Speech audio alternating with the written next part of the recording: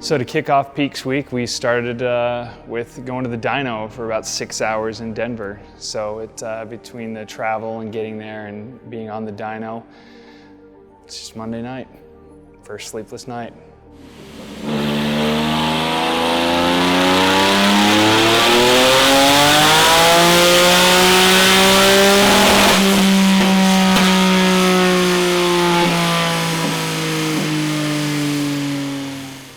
The schedule of Pikes Peak is the biggest challenge of the whole thing, and we didn't do ourselves any favors by scheduling a dyno day in the very beginning of it, because that put us on a little bit of a delay and a lack of sleep. We made a lot of progress and we were successful in everything, but yeah, it was a lot of work, and it started us out on, hey, this is gonna be a long week.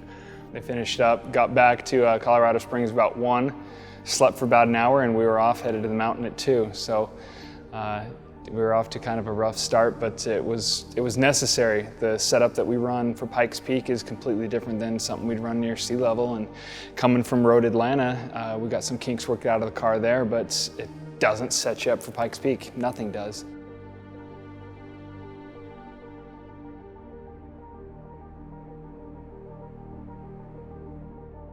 A lot of people aren't aware of kind of what goes on behind the scenes, but we're up at 2:30, we're on the mountain by 3:30, and we're on track by 5. It turns the week into an adventure.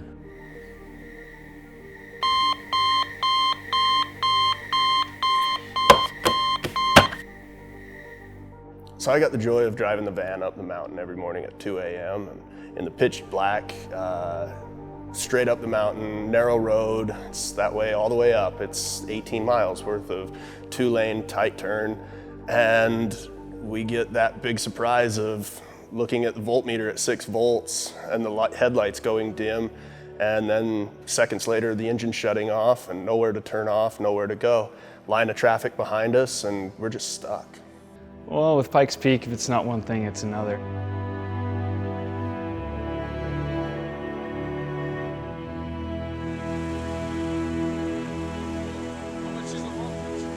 We're sitting there trying to figure out how we're going to get up the mountain, because we needed to get up there to practice. We got creative.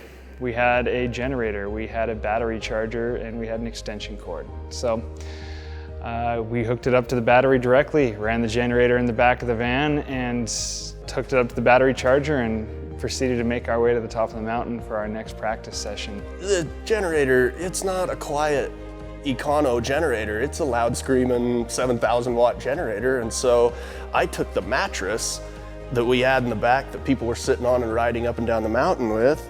I took that mattress and I jammed it up against the 2 back seats to kind of isolate and hopefully keep the fumes and everything in the back while I drive with the windows down. Kyle jumped in the back behind the mattress. I'm like, no, Kyle, don't get out. No, I'll be fine. And he sits down next to that generator, and I just couldn't believe it. We're running the upper section of Pikes Peak today, but our battery, alternator, something took a shit on the van. So I'm driving up with no headlights to save voltage. We got the battery charger in the passenger seat, and if you can hear, there's a generator in the back of the van. Kyle's back there too. I think he's gonna end up deaf. Everybody made sacrifices this trip. I was only slightly deafened, and the carbon monoxide's nothing compared to oxygen deprivation at 13,000 feet, so it was all good. And most of my brain cells are still there. I've got 3, and they've all been talking to each other, so we're good.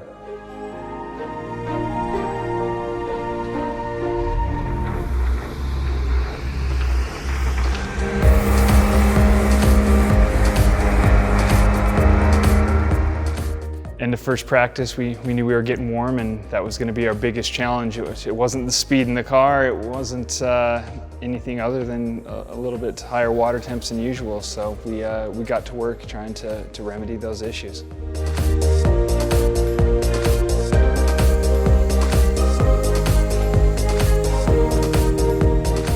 And it was supposed to be a simple, quick fix. You know, you plumb these 2 radiators in, run a couple of tubes to them, and golden. Should take a half hour, 45 minutes tops, no problem. Midnight comes along. We're working in the parking lot and we have limited resources and limited parts and fabrication tools to be able to improve everything, but we did the best we could by throwing a couple extra coolers on and teeing them in, and the next day in testing we didn't see a problem, and we thought we'd made quite a step in the right direction, and it was worth staying up all night and rolling around in the mud underneath the car in a liquor store parking lot. There's always time for sleep later, right? At least that's what I've been telling them.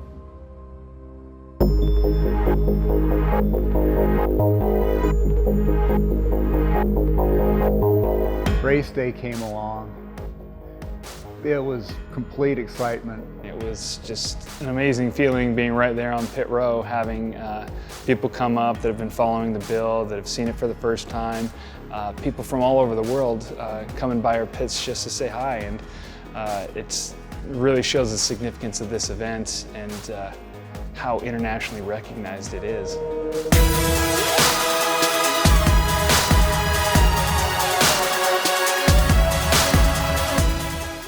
Huge improvement on the car. It was a much better car than we had last year. You know, the downforce really suited the high elevation hill climb, and we knew we could really accomplish a goal. We could go get something sub 10 minute, and it started to become real after the first day of practice. And just my feeling on the car, I knew I had a lot more to do as far as learning the course, but the car was there. You know, aside from getting a little bit warm, we were really on track to do something special this weekend.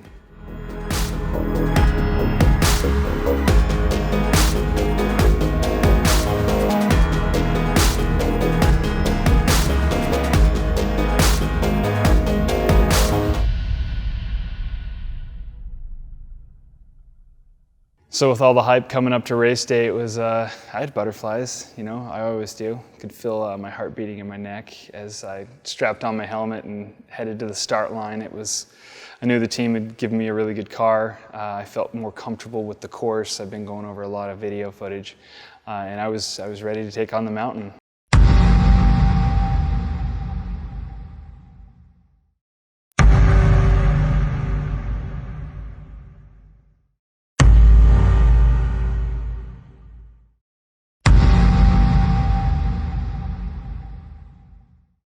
So we get the car up to the line. Everyone's just so stoked that they're going crazy trying to get everything, you know, off. And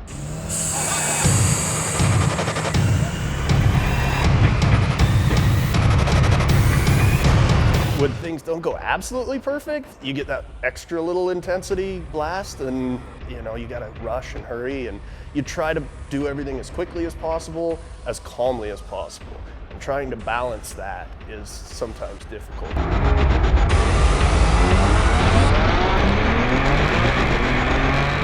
off he goes.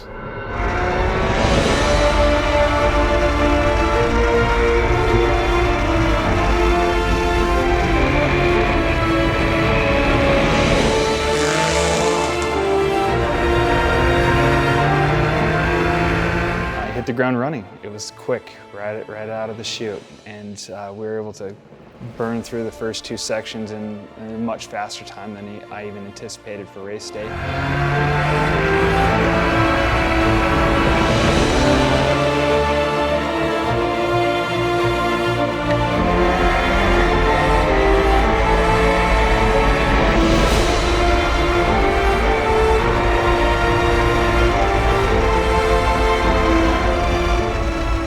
And the first section comes in, and he's flying, and it's awesome, and he's got a great time.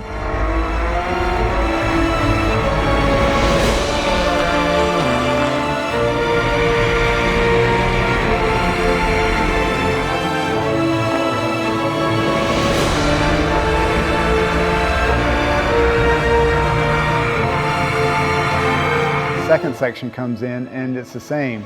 He's doing great. He's in the top 5 overall, which was phenomenal. We're so excited about that.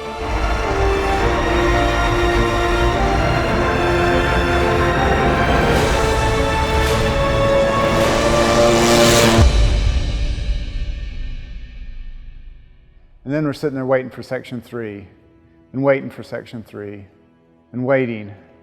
And it's not showing up and it's not showing up, and we're starting to wonder what happened.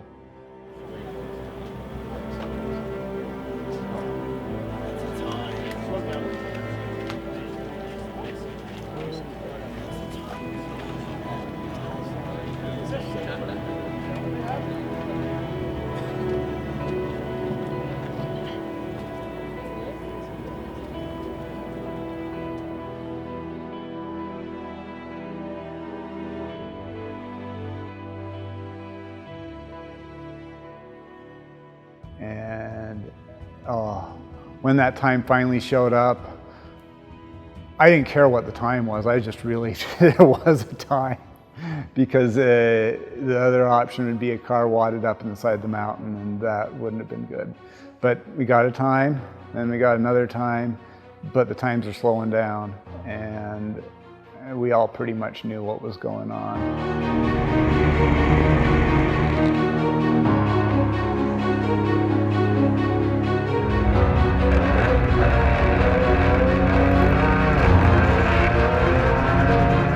So with this great amount of speed came a great amount of heat, and that started to slow our pace. As I watched coolant temps start to climb, I knew it was not a pace that we could sustain up the rest of the mountain as we got to the most technical part through the W's, and nothing I could do but slow down and stop at some hay bales and keep going and make my way up the rest of the mountain.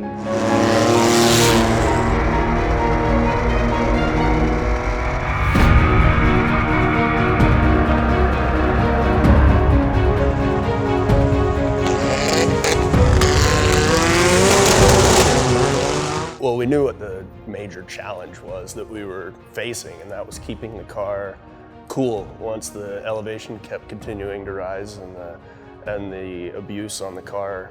It wasn't even anything, critical. It was just a radiator that wasn't designed to go for that long and that high. So after we proceeded to make our way to the summit at a bit of a snail pace, it was still extremely exciting to make it to the summit on race day. There was lots of people I passed who were pulled off to the side and weren't going to be there anytime soon. So I was very thankful to make it to the top and get to share moments with guys from around the world, all different backgrounds of racing, from home-built cars to factory efforts. I spent some time near Romain Dumas and Paul Dallenbach, and some of the greatest names to ever run Pikes Peak, Monsieur Jajima, Reese Millen.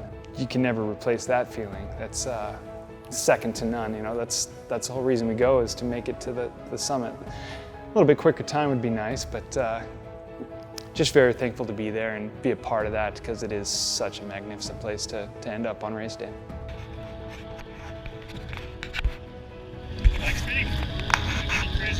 It was really, really good to know how quick we can be in the car, but it's really sad that we couldn't show the true pace of the car and click off that sub 10-minute run that we were hoping for. Just gives us that much fire to come back next year and be that much more confident and familiar with the course and go for it next year. You don't realize the scope of that race until you actually are there. It was just fun. It was a fun event, and that's all I can say about it. There's nothing like it.